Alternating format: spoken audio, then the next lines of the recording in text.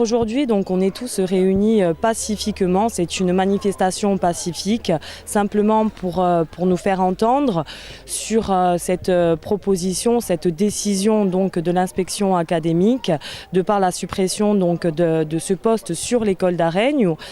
Ensuite, si cette décision est véritablement actée, vraiment définitivement, d'autres mobilisations plus fermes seront prises. Qu'est-ce que ça représenterait pour vous en tant que parent d'élève de voir justement cette suppression de poste? Alors cette suppression de poste aurait de fortes conséquences.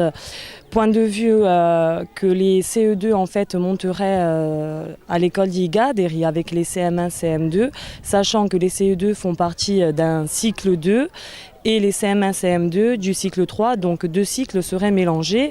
Et point de vue pédagogique, même pour les enfants, ce ne serait pas bon. Si on prend vraiment tout l'historique de l'école d'Aregno, à chaque fois qu'on nous a proposé quelque chose pour justement faire évoluer notre école et donc le cadre de vie de la scolarité des enfants d'Aregno, mais pas que, parce que c'est en fonction d'un RPI, donc ça touche essentiellement les enfants d'Aregno, mais également donc, les enfants du bassin de vie, donc les enfants de Cateri, de Sant'Antonino, de Pigne, de la Vatoge, d'Igadre, et donc je l'ai dit également. Et si vous voulez, là-dessus on ne se l'explique pas parce qu'à chaque fois qu'on nous a proposé justement d'avancer dans le sens je dirais vraiment pour le bien-être des enfants, avec un RPI, etc., donc toujours tout a été fait. Là aujourd'hui, donc, on nous supprime un poste alors qu'on a un projet d'école au niveau de la commune d'Aregno, donc c'est notre projet phare. On ne comprend pas trop en fait, honnêtement on ne comprend pas trop.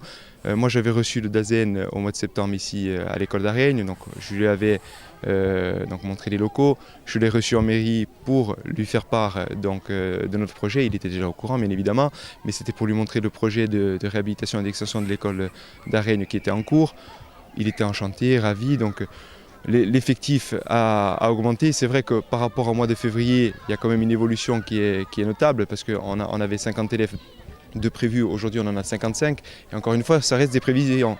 Donc on n'est pas à l'abri d'une bonne surprise d'ici le mois de septembre pour avoir quelques enfants supplémentaires sur l'école d'Aregno. Donc aujourd'hui, de s'entendre dire, alors qu'il y a une volonté municipale d'une part, avec un projet de réhabilitation et d'extension de sites scolaires. D'autre part, avec des parents de la vallée qui jouent le jeu, qui mettent vraiment donc, les enfants au sein des écoles qui sont prévues sur le site de Cateri et sur le site d'Aregno. À un moment donné, on ne comprend plus, quoi.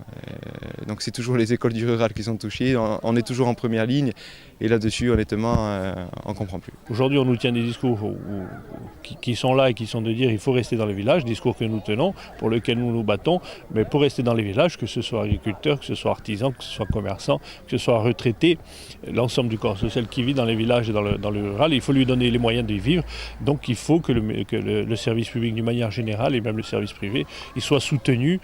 Et il ne faut plus reculer. Il ne faut plus reculer dans le rural sur ces services, que ce soit les écoles, que ce soit les postes, que ce soit même de la petite enfance, des services de proximité. On ne doit plus reculer, on ne doit rien lâcher.